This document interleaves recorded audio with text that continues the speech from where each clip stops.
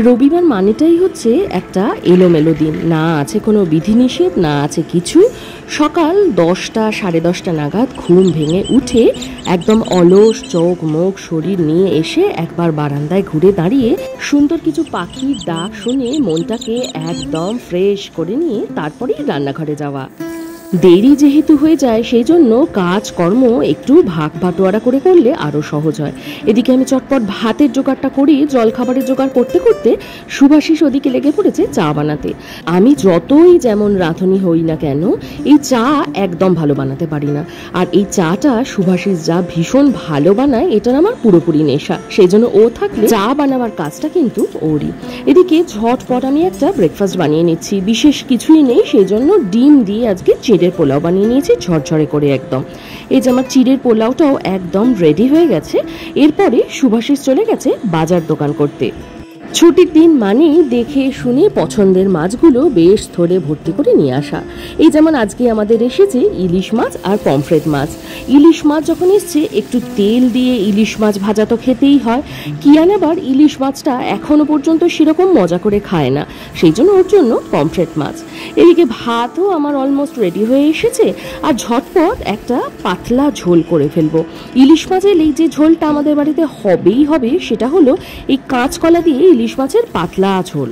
বেগুন কুমড়ো এগুলো তো হয়ই, কিন্তু কাঁচকলাটা একটু বেশি হয়। অনেককে আবার দেখছিলাম আমি ইলিশ মাছের ঝোলে কাঁচকলার সাথে অনেক সময় আলুও দেন, আমরা আগে কখনো দিইনি, আজকে ভাবলাম একবার ট্রাই করাই যাক। ঝোল টকবক করে ফুটে উঠেছে। আমি ইলিশ মাছটা পুরো কাঁচা দিই না, জাস্ট তেলের মধ্যে একটু এপাশ ওপাশ করে নিয়ে তারপরে দিই আর কি। ঝোলটা এখন ধিমে আছে, অনেকক্ষণ ফুটবে। এইদিকে চলুন আপনাদের একটা দৃশ্য দেখাই। বাবা হচ্ছে কিয়ানের কাছে একদম বন্ধুর মতো, আর এই যে দেখতে পাচ্ছেন এইটা আমি 12 তলা থেকে দেখছি, পুরো সুইমিং পুলটা ফাঁকা, তাতে কিয়ান আর কিয়ানের বাবা একদম লাফালাফি করে ঘুরে বেড়াচ্ছে, দেখতে ভারী ভালো লাগছিল। কাজ করতে করতে চারপাশটা এরকম আস্তে আস্তে মেঘে ঢেকে যেতে শুরু করলো, আর রান্না করতে করতে বারান্দায় এসে দাঁড়ানো, জানলার ধারে এসে দাঁড়ানো, এটা তো আমার একটা স্বভাবই। ততক্ষণে ইলিশ মাছও একদম রেডি হয়ে গেছে। এই যে আমার ইলিশ মাছ রেডি। রান্নাবান্না সারার পরে একটা বিশাল বড় পর্ব হচ্ছে কিচেন পরিষ্কার করা। আবার এইগুলো দেখুন, এইগুলো শুভাশিস এবার মুম্বাই থেকে এনেছে। নানা রকমের স্ন্যাক্স তো বটেই, তাও আবার নাকি গিল্ট ফ্রি। এমনিতে মুম্বাই মহারাষ্ট্রের দিকে এই নানা রকমের চাকতি মানে বাদাম চাকতি এগুলো খুব পপুলার, সেগুলো যদি আবার গিল্ট ফ্রি হয় তাহলে তো কথাই নেই। কাজ শেষ করতে করতে পুরোপুরি মেঘলা হয়ে এসেছে বলে আর একটা সেকেন্ড রাউন্ডের চা হতেই হয়। এই চাটা যদিও আমি করলাম সমস্ত কাজ সারার পরে একটা বাতাসা দিয়ে ভালো করে বেশি করে চা পাতা আর দুধ দিয়ে চাটা বানিয়ে ফেললাম। চা জিনিসটা এমনই একটা জিনিস না, সে যদি ঠিকঠাক সঙ্গী না পাওয়া যায় সেটা খেতে একেবারে মন চায় না। সঙ্গীবিহীন চায়ের কাপ আমার একেবারে অপছন্দ। আজকে আবার ছোট সঙ্গীটিও সঙ্গে আছেন, কিয়ানো ছোট্ট করে একটু চা আজকে আমাদের সঙ্গে খাবে। বাকি সমস্ত কাজ সারার পরেই আজকে লাঞ্চ নিয়ে আমরা বসে গেছি। লাঞ্চে ছিল ইলিশ মাছের তেল, তার সঙ্গে ইলিশ মাছ একটা করে ভাজা, তার সঙ্গে ছিল লোটে মাছের ঝুড়ো, তারপরে ছিল কচুরলতি চিংড়ি মাছ দিয়ে। সবই আমি কালকে বানিয়েছিলাম, বাক্স করে নিয়ে এসেছি এ বাড়িতে শুভাশিসের জন্য, আর সঙ্গে ছিল চিংড়ি মাছের মালাইকারি।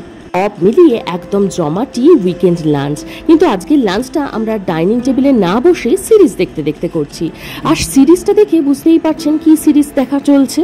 এই একদম চুপচাপ দুপুরটায় যখন চারপাশ নিস্তব্ধ হয়ে যায়, অনেক সময় আমার বাড়িতেও কিয়ান হয়তো নিজের কোনো কাজে ব্যস্ত, শুভাশিসও ঘুমিয়ে পড়েছে, এমন সময় গুটি গুটি পায়ে কিচেনে এসে আমি টুকটাক কিছু বেকিং করি। সব সময় মোটেই নয়, যেদিন ইচ্ছে হয় আর কি। সোমবারে তাহলে টিফিনের জন্য কিছুটা এগিয়ে রাখা যায়, আজকেই যেমন বানিয়েছি একটা বাও রেসিপি আমার পেজে অলরেডি দিয়ে দিয়েছি। সন্ধেবেলা চলে এসেছিলাম আমাদের এখানে অ্যাপার্টমেন্টে, একটা এক্সিবিশন চলছিল, সেখান থেকে আচার আর তার সঙ্গে আরো কিছু টুকটাক জিনিসপত্র কিনে এবার আমরা ফিরে যাব আবার বেলুড়ে। সপ্তাহের মতো নিউ টাউনের পর্বও শেষ হলো, আর আমার ভ্লগটাও এই অবধি রাখলাম। আবার দেখা হচ্ছে পরে।